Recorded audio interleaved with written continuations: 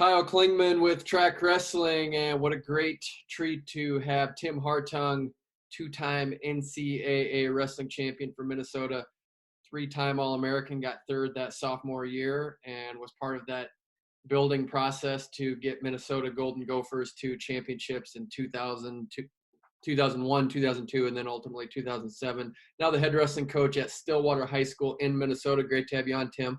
Thanks for having me, Kyle. Would you be where you are today without Marty Morgan? It'd be tough to say that I would. What a mentor he was. When we get together, we still talk about just the countless number of times that we went to battle against each other and, how fun it was. But heck, how long ago that was already. It's pretty crazy. What drew you to Minnesota initially? Because it still was in that middle building phase where you hadn't won a championship yet, and it was kind of early on, but what drew you into being a Gopher? Well, I grew up just across the border. Probably always wanted to be a Badger fan, or a Badger growing up. I was always pretty motivated that way, but Minnesota at the time was a way better program. And if you looked at their upper weights, I can think back when I was getting recruited, had Marty Morgan, Dave Grant, his brother Gordy was training for the Olympics, Brett Colombini, Billy Pierce was there. It was just an unbelievable situation for bigger weight classes. Jay Robinson was still actually wrestling a little bit at that time. It just was a unique situation with the success that they were having in those upper weights. And, it was only a little over an hour from my hometown. So it felt right. What was that culture like during that time getting into winning championships? Because let's just take 1999, your senior year. Minnesota had a great team. You had cracked the code of Iowa's Big Ten streak. You snapped it. It was at 25, and then you guys won the Big Tens in 99, and then lost it by 2.5 points to Iowa. And, of course, there's just talk about, hey, they took Wes Hand and they didn't take Chad Erickson. They both placed 8th, and just some circumstances there. But that 99 year, your senior year, was it a real blow not to win it that year? Oh, man. I mean, coming up through, 97, I think, was the first year we broke the top 3. 98, we were second. And then in 99, everything felt like it was going to happen. And we were going to be part of that historic first championship program. I can remember, especially the last 2 or 3 years of my career there, it was an intense focus from the coaching staff and the whole program to get that first national title as a team. And it was just, you could feel it day in, day out. It was just it was a push that everybody was making together. And it was magical, really, to think about where that program had been before that and where it kind of went from 97 through, they're still up there, but through 2012, 2013. It was, let's not go overboard here and say a word like depression, but after the Nationals in 99, I mean, you should see our runner-up. We still occasionally run across the photo of our second place trophy picture on the podium, and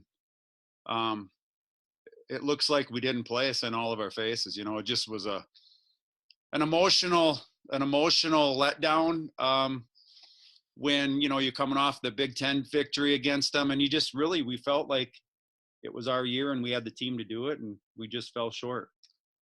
There's so many things, as you talk about, like Wes Hand getting taken over Erickson. I can remember, I believe in 99, Eric Juergens was getting beat by a kid from Fresno State who I think his name was Green, by like 7 in the third period. And I believe Juergens beat him, came back and beat him. but I believe Juergens came all the way back to maybe third. And that would have been a knockout of he'd have been knocked out of the tournament. I mean, when we've been back through this tournament so many times in our minds, and it's like 2 points, it could have been made up in so many it's just, yeah. Not depression is not the word, but I'll tell you, it was a unbelievable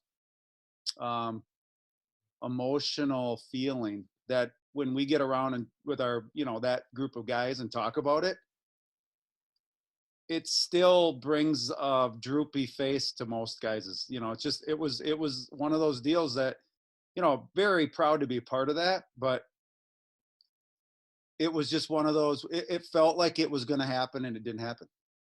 And then I think even just going further, I think there was a Chad Kraft coin flip that way, and just unbelievable stuff that destiny wasn't in our favor, I guess. It felt like it was, but in the end, it really wasn't. There were so many things that could have happened differently. It was just one of those things, man. The emotion comes right back to you. I know exactly how we felt. I mean, it got robbed from us. They took it. Kudos to them, whatever. But it was just something right in front of us that, you don't get those opportunities every day. And we let it fall just a little bit short. How about the feeling the year before? You're at the national duels. I think it was the first and only time in college you had lost to Lee Fullhart of Iowa. And then it comes down to heavyweight, and Shelton Benjamin needs a fall, gets the fall over West Hand, and you guys went 18-17. That had to feel pretty good. Yeah, man, and Carver Hawkeye too. I mean, that was always a fun place to go wrestle for the obvious reasons of what they have built down there. But to win there was, just an amazing feat. And, they're a very passionate fan group. So when you can go in there and take it from them, which we were able to do several times during our career, it was kind of weird if you look back through the 97, 8, 9, even 2000, 2001. We would win on the road and they would win up here. So it was very interesting that way. Brock Lesnar was there with you for a year. Did you work out with him, and how did those practice room matches go?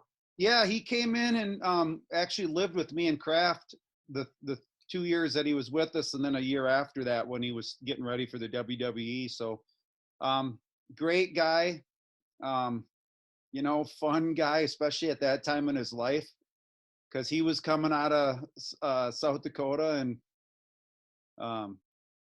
or was it North Dakota? I think it's South Dakota, right? And literally right off the farm. So, I mean, he's coming into the big city, and he was not, Brock Lesnar as you would know him today with all the, publicity and all that. So it was interesting getting to know him early on. Great kid. Loved to compete. Training with them was interesting, right? Because any short go, I hated it. But if I could get into a 10 or 15, 20-minute practice to where I could wear him down a little bit, it got a little more interesting. Of course, when I think of Tim Hartung, I think of Lee Fullhart side by side. I think you were 8-1 against him in college. 9-1. 9-1.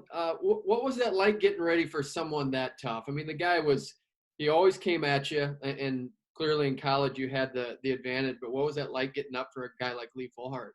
Well, I explained it this way to my son. My son has watched all those matches.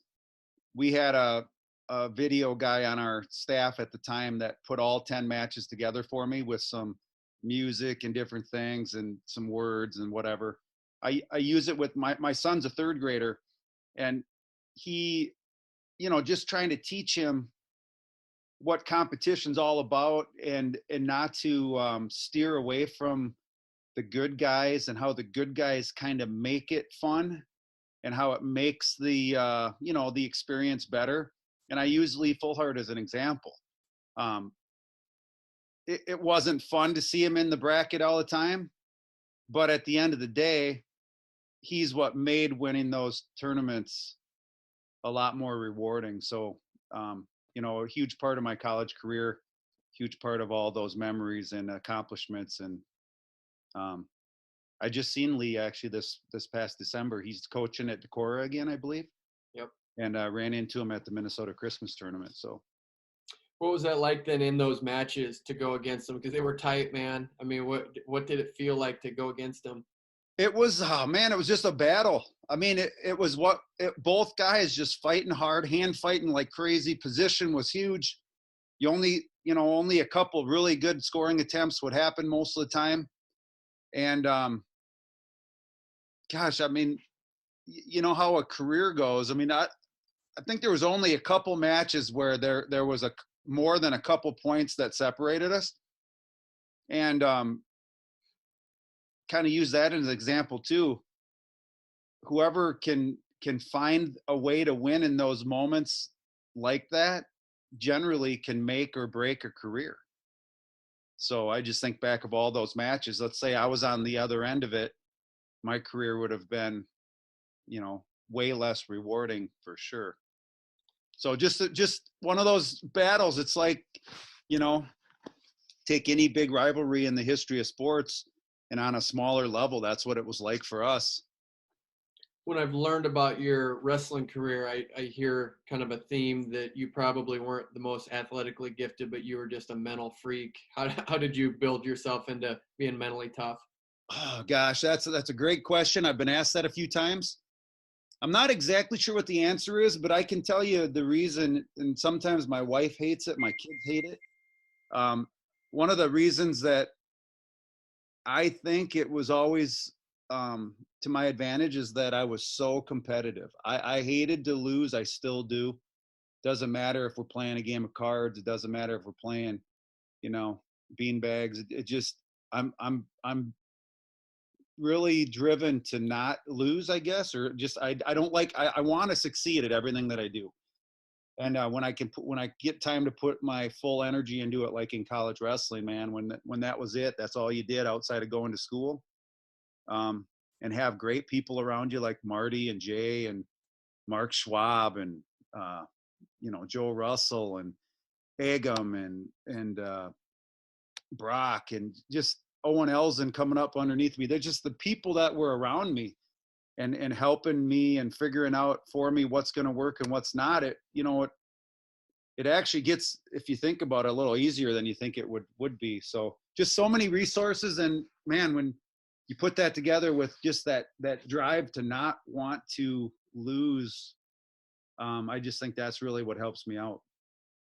You won 2 NCAA championships. You also made a world team, but public perception is it's a bigger deal to win the NCAA championships. What does that feel like to make a world team? Is it comparable? In 2002, I mean, just like anything, right? Your goal is to win. Your goal is to be the best at it. So when you make a team or win a world team trials, it feels real good. I mean, at that next level, it seems like there's even more talent and more names. So, but in 2002, we trained all year. I don't know if you remember this, and we didn't go. Yeah. So, I mean, that was a little bittersweet there, but I've told people this, and I'll say it again. I'll say it every time. Been to every big tournament there is in our sport, and still, even as a fan today, I would change nothing. If I had to go to one tournament a year, it would be the NCAA's. The team race, the emotions, the upsets. It's just, in my opinion, man, it's hard to, it's just, I haven't found a tournament to rival it. You made it to the finals of the 2004 Olympic trials, faced Daniel Cormier, going up against a really good guy there. Did you feel like you were at your best against him? Well, I would say that my best year international was 2002. For whatever reason, I was a little bit undersized. In 2002, I won the U.S. Open, so I got to sit out of the mini tournament. In 2003 and in 2004, got taken out by Cormier, and he was up and coming, man. He was a little bit younger. I'd say way more athletic. As I've thought back on it, there's no way that college wrestling wasn't more my style, as far as using the grinding, aggressive grind, wear guys down, position, freestyle and stuff, a little more athleticism often would get you. And I feel like he got me on a lot of those things. first match of our '04 Olympic trials, he exploded so hard on a gut wrench, damn near broke my arm. So after that, I was pretty much done. Kind of hard to think back on that just because it was, the last competition I had, but yeah, he did extremely well. Me and my son just watched him and Cael, would have been Cael's junior year, I think Daniel's senior year, in the NCAA finals. That was a good match. Real good match. Tough kid. Very few people can say they were an assistant coach at Iowa State and then went over to Iowa. What did you like about being at Iowa State with Cael Sanderson in those early years? Yeah, I mean, it was fun because that would have been his first 2 years of coaching. It was just fun to walk that journey with him of figuring out how to coach in college. His brother Cody was with us too, and I had a lot of ideas from my time at Minnesota and then my 2 years at Iowa. I was at Iowa before Iowa State. So, and then Dylan Long was with us at that time too. So just, 3 different philosophies really coming out of 3 or 4 different programs, and just being, walking alongside of those, that decision-making process and watching how his coaching career kind of was going to unfold and how he implemented a lot of his ideas that helped him be so successful. I've told a lot of people, I got to learn from Jay. I got to learn from Cael, Jim Zaleski. And that's a pretty good group of guys to pick brains and adopt philosophy. So it's definitely helped me, and it's priceless from a coaching standpoint. Yeah, I had that backwards. So it was Iowa first, then Iowa State. So in thinking of that, the iconic image, they sell prints of this. It's called Confrontation, and there's a picture of you and Cael facing off against Gable and Brands, and you're pointing over there. What were you thinking in that moment? Well, you know how the situation, you could probably play it out in your head, right? Very interesting how the timeline worked out. So I'm at Iowa for 2 years with Gable. Gable was there obviously, but with Zaleski and Steiner. And the relationship between Jim and Dan was not perfect. A lot of things were going on. Seemed like 2 different groups working in 2 different directions, which as a newcomer for me coming in, I thought was super interesting, especially with Coach Gable being in the administration there. It just seemed like it didn't seem like all of the resources were being used to help the program be successful. Let's put it that way.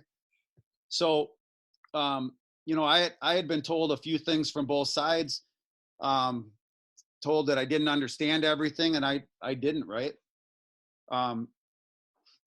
My first match, Iowa State, Iowa, once I moved, we got let go from Iowa on, let's say, a Tuesday. I can remember specifically, we were stuffing envelopes for our summer camps. We had a huge pile left. And Jim comes back down from his meeting with the AD and said, we've been let go. And my first thought was, great, we don't have to stuff these damn envelopes. But literally the same day, Bobby Douglas retired.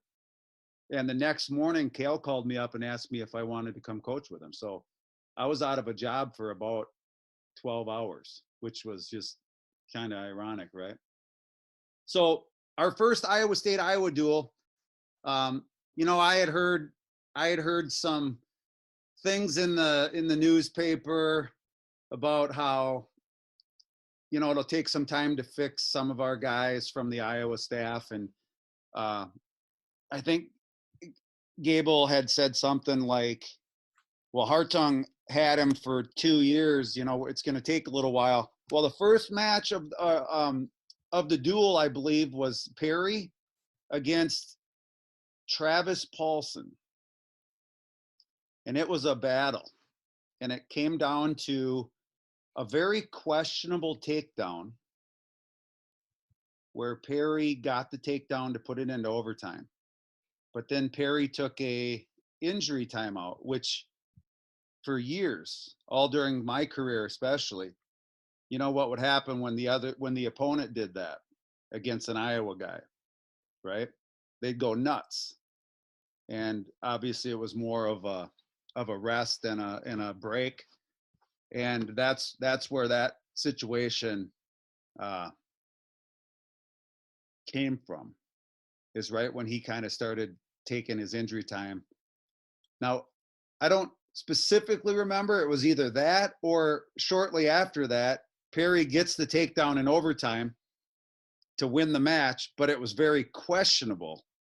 And we came out and we're pointing back and forth and, you know, a little emotional, which was fun. Those moments, even though they look kind of weird and silly, probably to people like grow up guys, right? It's kind of why you do it too, because those moments are, you know, you get that competitiveness back as a coach and makes you feel like you want to jump across there and start going at it, right? Have you seen that poster, that print? Yeah. You can sign them? Yep. My dad has one through a work friend of his, I think. My dad has one signed by Gable to my dad saying, "Hey, no hard feelings." So it's kind of cool, right? I mean, why'd you get out of college coaching? I mean, you're at Iowa State. You're on a good trajectory. Why'd you get out? Well, it was all about the woman that I married. Lindsay Traxler was her name. Just a down home, you know, small town girl. As am I. Real small town, very similar upbringings.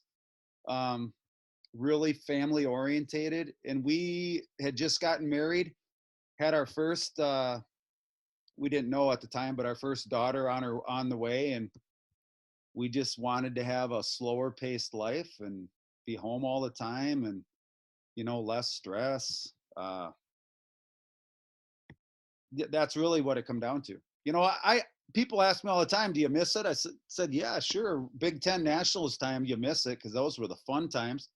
But the grind, heck, you see it in high school coaching even. It's, you know how it goes. Even when you win the title, you're recruiting the next day, and it doesn't shut down. And back to kind of my whole mentality, I never felt like I was ever relaxed or away from it. And when I'd go home or go take a break or go on vacation for a couple days or a week, I just felt like I should be working, you know, and it just didn't fit, I guess would be the answer. So, But now you're back into it. You're high school coach second year. Yeah, coaching high school though, you know, it's just a different, it's just a different level of commitment, and I can do everything I do 5 minutes from my house. You know what I mean? So you're back into coaching, but it's, you know, it's just different.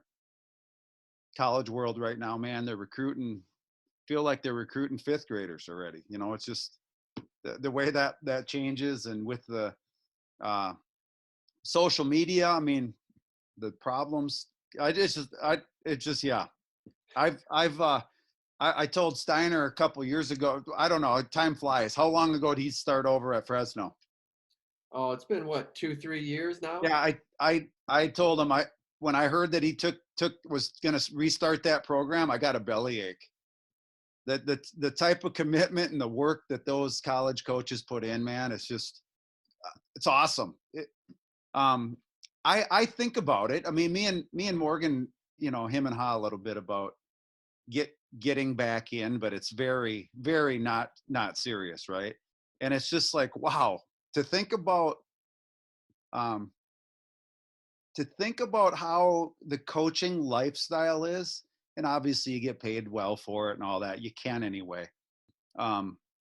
There's a lot of coaches that have coached for years that don't know what it's like to just be a person, kind of, and do the things you want on weekends, and so that's a fresher breath of air too, you know, breath of fresh air. But yeah, I mean, I've thought about it. I know I could have stayed in and all that, but I am reminded daily, man, that I'm the nice thing for me is I don't regret it at all. So I'm pretty content, which is sweet. How about Mark Schwab, who you mentioned? I think everyone mentions Marty. Of course, he was lighter weight, but what did he add to the Minnesota program? Oh man, just a mental magician.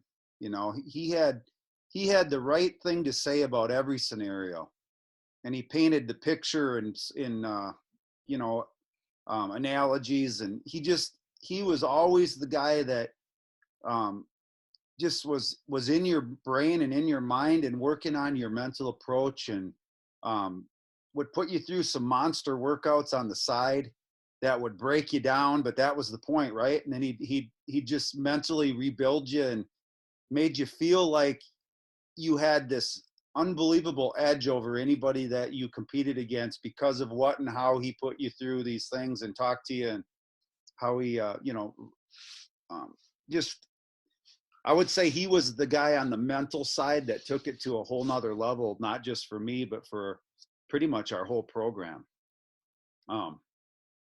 And to watch his passion, I mean, just a passionate guy. He had some fire. I mean, it wasn't all, it wasn't all, it wasn't all calm. He had some fire behind the stuff that he was doing, but just one of those guys, man, that makes a huge impact. You ask anybody about him on those teams, from the mid '90s through what year did he leave? Probably the same year I left, I think.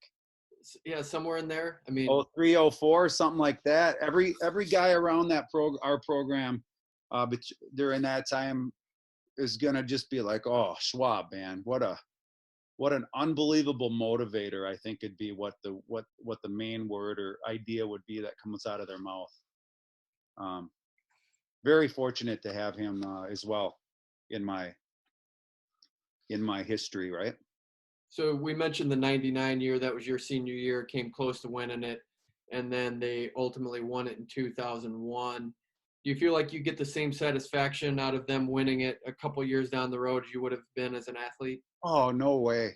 No way. I mean, it was fun. I was still helping. I was still training up there. It was pretty cool. Kind of unique to still have the only team to have 10 All-Americans in the same year. But you know how it is as an athlete. You're definitely, even, I mean, I would say even as an assistant coach, you just don't, the head coach and the athletes are the ones I think that feel the most, so no, yeah, that 99 year would have just been, kind of thought about it this way, would have just been the ultimate ending to a phenomenal run to be a part of. So 01 was pretty sweet, right? But just, Agam was done already in 2000. Brock was done, and we talk about it all the time. Kind of sucks, man. We didn't get to be that first team. But awesome to be part of it at the same time. Did you ever get the best of Marty Morgan in practice? Yeah, towards the end I did. I don't know. You never know. Just like now, I feel like I've gotten pretty good at letting kids score on me and make them feel like they did it without, letting up on them. So hell, I don't know how much he was pretty good at making you believe you were better than you were. Probably one of the things that I took away from him and I try to use on some of my athletes now is, you find these little ways and times where you can tell a kid. One of the things that made the biggest impact on me, and I've told him this, but I don't know if he remembers it. It's a really kind of a small detail, but after I lost to Fullhart at the national duels, which is the only time I ever lost to him. And I had not won a national title yet. That was the national duels of my junior year. Marty told somebody, it might have been Bucky Mon.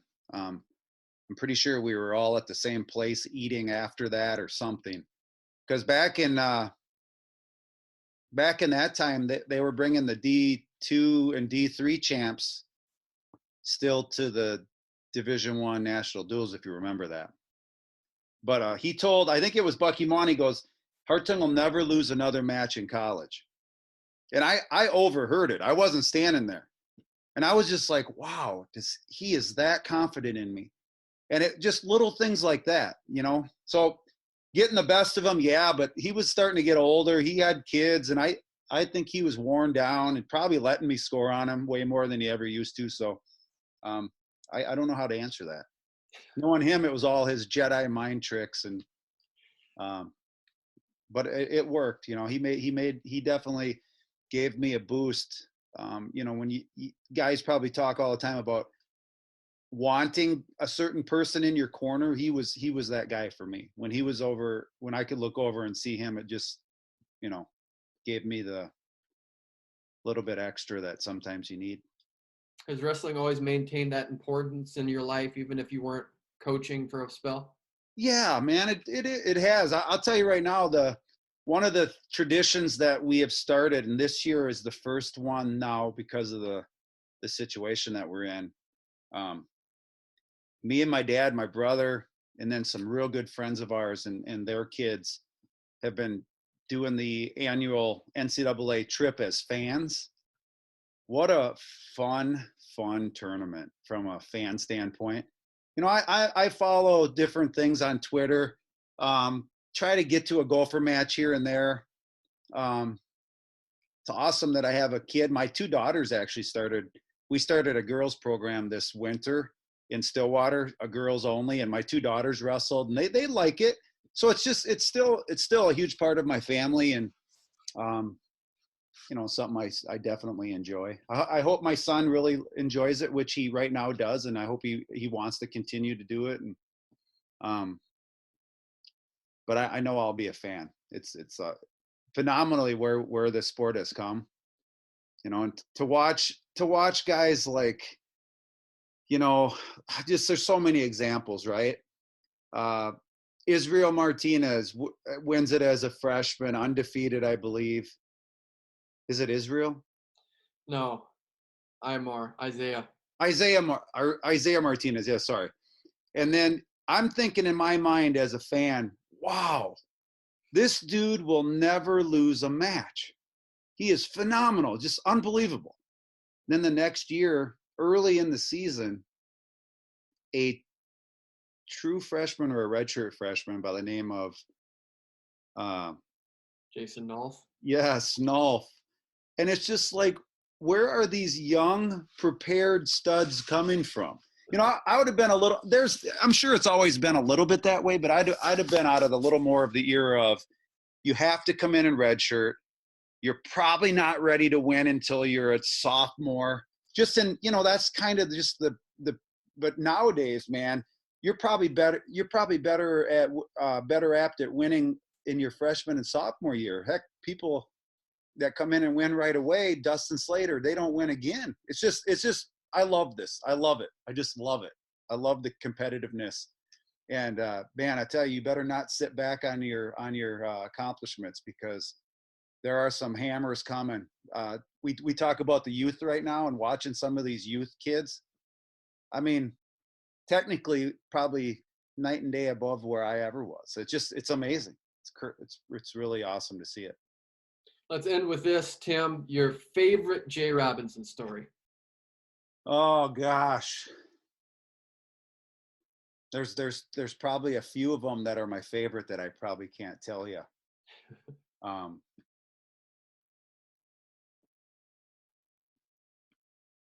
Man, I'd probably have to think about it for a while, but I mean, one thing that comes to mind is it, just thinking about that 1999 season.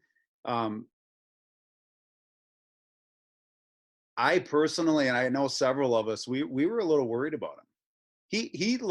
I mean, that dude, I think, you know, after all the things that he has been through with his body, with all the surgeries he's had, the struggles that it took at Minnesota. You asked Jay, I'm sure you probably have, how long it took him, and he was telling all of our fans how long it would take you to win a national championship at Minnesota. I think he started in '86, and he told them, in 5 years I'll have a national championship here. Fast forward, he didn't crack the top 5 until '97. Didn't runner up until '98, and then in '99. So you're talking what is that, 13 years later, he's pretty much knocking on the door to maybe make that prediction a reality. And gosh, to have so many things happen and fall 2 points short. Let's just say this: he didn't hide it. He did not hide the emotional. Gosh, he was beat down. Almost like, let's give up. And kudos to him for being a rebounder, just like any tough dude like that, right? But I feel like if he could have hit the quit button at any moment in his life, it might have been that one. It just was one of those emotional things that I'll never forget. Yeah, what a great dude, man. What a great dude. Super sad and sorry to see his career at Minnesota end the way that it did, but also respectable in why and how that happened too on one end. So, well, thanks for taking this time. A lot of great insight, and we wish you all the best at Stillwater High School and see what you can do here to hopefully we get a season back. But all the best as you move forward, Tim. Hey, thanks for having me on, man. Anytime.